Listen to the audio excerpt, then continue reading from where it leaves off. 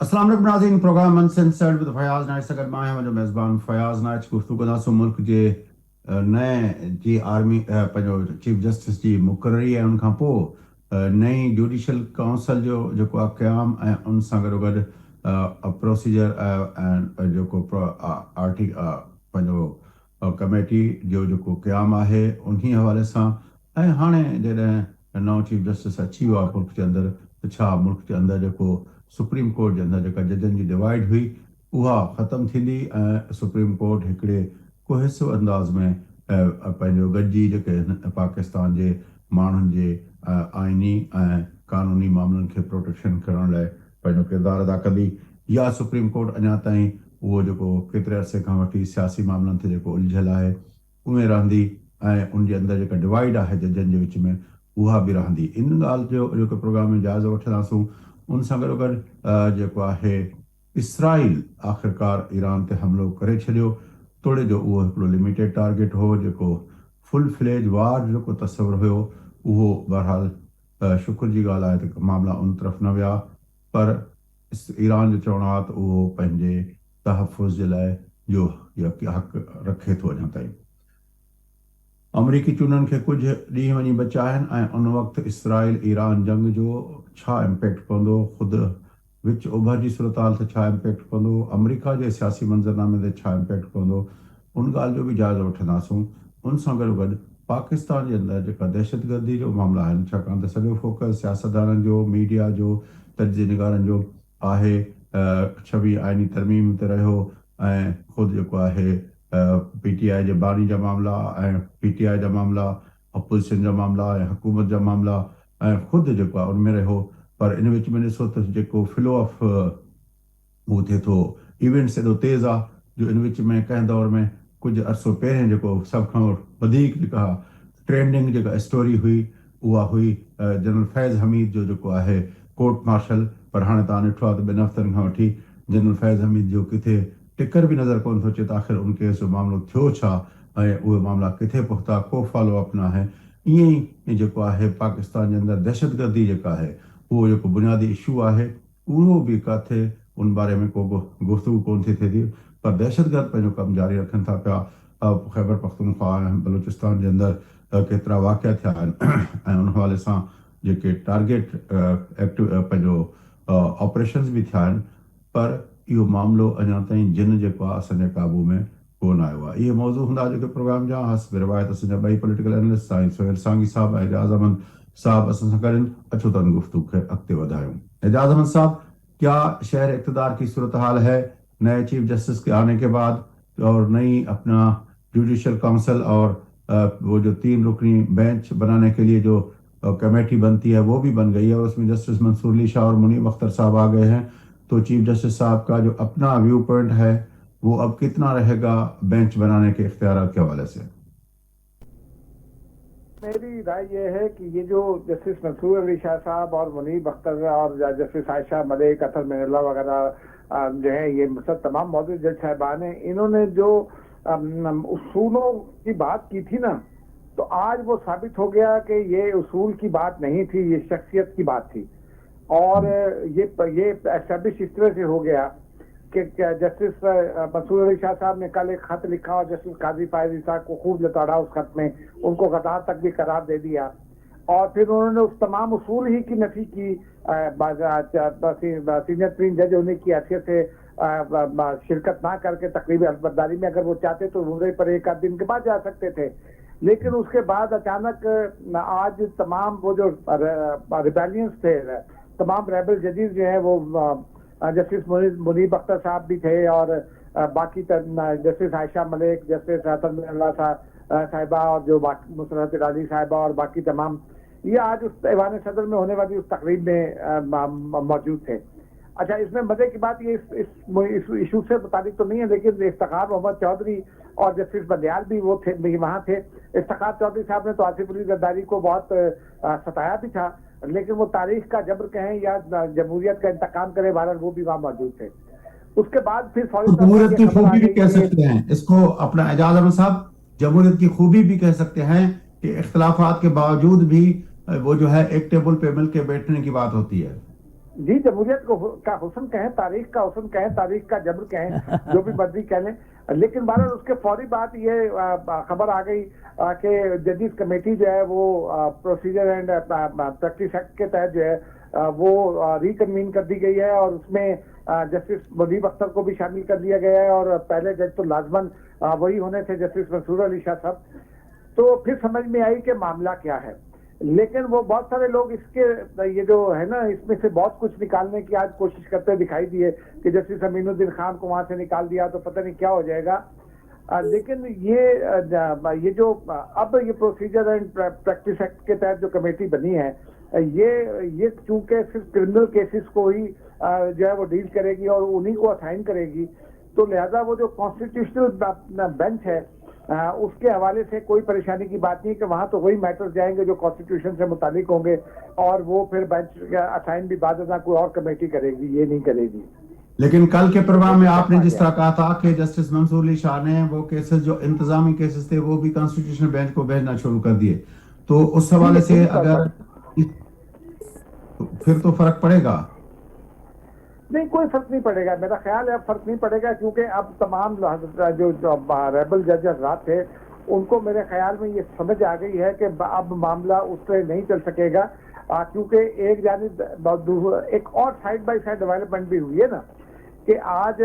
जो है वो एक जानिब तो ये हुआ, दूसरी जानिब बुशरा बीबी को कल जमानत पर रिहा कर दिया गया था, परसों वो पहुंच गई, कल इमरान खान की बहनें रिहा हो गई, आज सुबह ऐवान सदर में अली बिन गंडापुर भी मौजूद थे। तो मैंने उनसे पूछा कि यहाँ आपको आकर आपको कैसा लगता है, तो उनका ये कहना था कि जी ये मेरे इलाके की रिवायत है, मेरे इलाके के चीफ जस्टिस है तो इसलिए भी आया, लेकिन साथ उन्होंने एक और बड़ा जुमला कहा, उन्होंने कहा कि जब जस्टिस मंसूर अली शाह ने सब कुछ कबूल कर लिया तो हम कौन होते हैं एहतजाज करने वाले। यानी उन्होंने भी ये एस्टेब्लिश किया कि ये शख्सियात की लड़ाई थी, ये उसूलों की लड़ाई नहीं थी। अगर उसूलों की लड़ाई होती तो फिर जस्टिस मंसूर अली शाह का उसूल तो ये था कि ये जो अपना तरमीमी एक्ट है इसको खत्म होना चाहिए, इसको फुल कोर्ट में ले जाना चाहिए, वो मुतालबा तो उन्होंने किया नहीं, और कमेटी में वो खुद भी आ गए, जस्टिस मुनीब अख्तर भी आ गए, तो ये एस्टेब्लिश हो गया कि हमारी अदलिया हो या और बड़े लोग हों, इनकी जो लड़ाइयाँ होती है वो कहीं ना कहीं जातियात पर मबनी होती हैं, कहीं ना कहीं वो शख्सियात की लड़ाइयाँ होती हैं, मेरे आपके लिए कोई लड़ाई नहीं होती है, ये उसूल की लड़ाई सिर्फ हमें दिखाई जाती है, लेकिन जरा सा मौका आता है तो डील करके मामले को सेटल कर लिया जाता है। अच्छा सांगी साहब, तव्हां नवनि डेवलपमेंट्स खे कीअं था ॾिसो? मुंहिंजे ख्याल में इहो ॾाढी सुठो सवण आहे जो जस्टिस मंसूर अली शाह ऐं जस्टिस मुनीब खे बि उन कमेटी में खयो वियो आहे, त इन सां छा थींदो, घटि में घटि इहो जेको हुयो त भई इहा एॾी वॾी डिवाइड आहे ऐं चीफ जस्टिस यानी खे कीअं हैंडल कंदो, उन में हिकिड़ी सुठी उन में मदद मिलंदी। बाक़ी इहो अञा ताईं वधीक शयूं सेटल थियण में थोरो अञा वक़्तु लॻंदो, इहो चीफ जस्टिस जे तरफ़ां हिकिड़ो गुड गेस्चर जे तौर ते शयूं रखियूं आहिनि, त हू मामलनि खे गॾे सॾे हलाइणु चाहे थो, इहो हिकिड़ो इंडिकेशन आहे। हाणे जो असांजे काज़ी फ़ाइज़ साहब बि अची ॾिनो हुयो, फुल कोर्ट रेफरेंस घुराए जजनि खे पंहिंजे टेबल ते विहारे फ़ैसिला साज़ी जो, पर असां ॾिठो त उहो मामिलो अॻिते वधियो कोन। अब हाणे उहो त मूं इहो ई पियो चयो त वधीक त हाणे अॻिते हली करे जॾहिं शयूं वधीक वञनि थियूं, सेटल डाउन थियनि, तॾहिं जो मामलो आहे हिकिड़ी ॻाल्हि। ॿी ॻाल्हि आहे जॾहिं कॉन्स्टिट्यूशनल कोर्ट ठहे थी या कॉन्स्टिट्यूशनल बेंच ठहे थी, त पोइ त इलाही सारियूं शयूं जेके पॉलिटिकल माने सॼे माहौल खे गर्मा गर्म कनि थियूं, त उहो त हली वेंदियूं, उन्हनि जी जेको चवंदा आहिनि पाण वटि जेको पुलिस वारा, त उनजो थाणो ॿियो लॻंदो, त उहो त बिल्कुलु ॿिए हंधि ते हली वेंदियूं, त पोइ हिते त कुझु घणे अहिड़े क़िस्म जो को पॉलिटिकल शयूं त रहंदियूं कोन, जेके क्रिमिनल केसिस या ॿिया जेके थींदा आहिनि, जेके पाण उहे जेके दीवानी जेके थींदा आहिनि, उहे शयूं हिते हलंदियूं ऐं उहो होॾां बाक़ी हली वेंदियूं। पर इहो अञा ताईं हिकिड़ो वॾो सुवालु थींदो त इन्हनि ॿिन्ही खे, ॿिन्ही जेको कॉन्स्टिट्यूशनल बेंच आहे ऐं हीअ जेका बाक़ी सुप्रीम कोर्ट आहे, कहिड़ियूं शयूं केॾांहुं वञनि उहो सेटल डाउन थियणो पवंदो, हिकिड़ी ॻाल्हि। ॿी ॻाल्हि इहा त इन ते एजाज़ साहब बि ॿुधाए सघे थो त हिते इहे पियूं ख़बरूं हलनि त इहा मामिलो रुॻो जेको कॉन्स्टिट्यूशनल जेका बेंच आहे इन ताईं महदूद कोन थींदो, असल में इन जे लाइ कॉन्स्टिट्यूशनल जेका कोर्ट आहे उहा ठहिणी आहे, उहा जेकॾहिं ठहिणी आहे त पोइ हिकिड़ो वरी नए सिर सां शयूं थींदियूं, शायदि ॿी का नई तरमीम अचे, छा थींदो। एजाज़ वटि इन मामले में का अपडेट हुअणु खपे। एजाज़ साहब तव्हां एजाज ॿुधायो। साहब आपकी तरफ सांगी साहब ने पास दे दिया है आपको। हाँ हाँ जी, सागी साहब ने बॉल जो है ना वो बड़ी खूबसूरती से क्रॉस लगाकर मेरी तरफ फेंक दी है। जी जी लेकिन बिल्कुल। बात ये है कि मैंने आज काफी लोगों से बात की और उसमें हुकूमत के लोग शामिल थे। हाँ, एक तो इम्पोर्टेंट चीज ये है कि अगले 2-3 रोज में यानी पीर या मंगल तक के ये जो प्रोसीजर एंड प्रैक्टिस ऑर्डिनेंस था इसको और वो प्रोसीजर एक्ट जो था उसको मिलाकर कोई एक तीसरी तरमीमी ऑर्डिनेंस एक्ट आ जाएगा और वो उसमें चीजें सेटल हो जाएंगी केस असाइन करने के हवाले से। अगर आज अगर हुकूमत को नापसंद भी आया होगा तो ये 2-3 रोज में पता चल जाएगा कि हुकूमत क्या करने जा रही है। एक बात तो ये है। दूसरा ये कि एक तो अभी हुकूमत भी थोड़ा सा ये इंतजार कर रही है कि जस्टिस याया अफरीदी साहब जो हैं वो कैसे बिहेव करते हैं, क्योंकि काजी फायज ईसा और उनके दरमियान तो बड़ा फर्क है। काजी फायज ईसा का जो बैकग्राउंड है वो पॉलिटिकल बैकग्राउंड था, उनके वालिद काजी आजम के साथी थे, इनके वालिद जो है वो सोर्ड ऑफ ऑनर थे।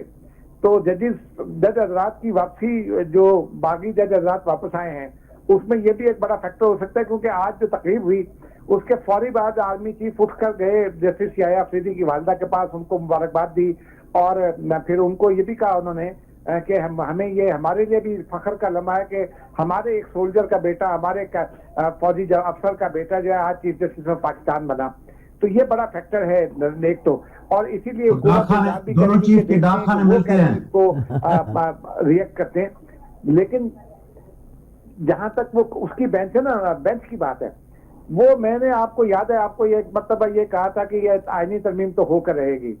आज मैं इस नतीजे कर दिया और भी करने जाएगा क्या? बेंच के हवाले से कंफ्यूजन बहुत सारा है। तो मैं सिर्फ ये कहना चाहता हूं कि ये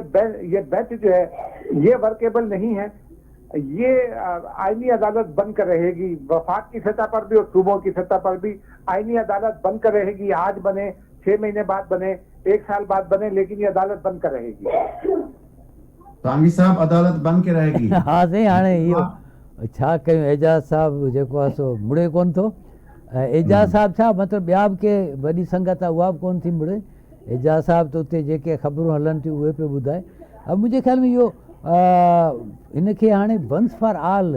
शयुनि खे सेटल थियण ॾे वठी वञिणो पवंदो ऐं उहो ही कीअं था सेटल कनि उहो हिकिड़ो पंहिंजी जाइ ते आहे। हाणे बज़ाहिर त हींअर हिकिड़ी सूरत लॻे पई त जेकॾहिं जजिस जो पाण में जेके बि कल्ह जेके पाण अहवाल ॿुधासीं पए उन में त हिकिड़ी वॾी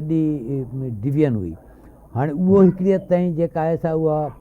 उनजो पैचअप चइजे, वेझराइप चइजे, उहा थी आहे। ॿिए तरफ़ जेको बुशरा बीबी आज़ादु थी वई, उन हवाले सां शयूं थियूं, त छा हिकिड़ो वाक़ई को हिकिड़ो अहिड़ो सरचाव जो माहौल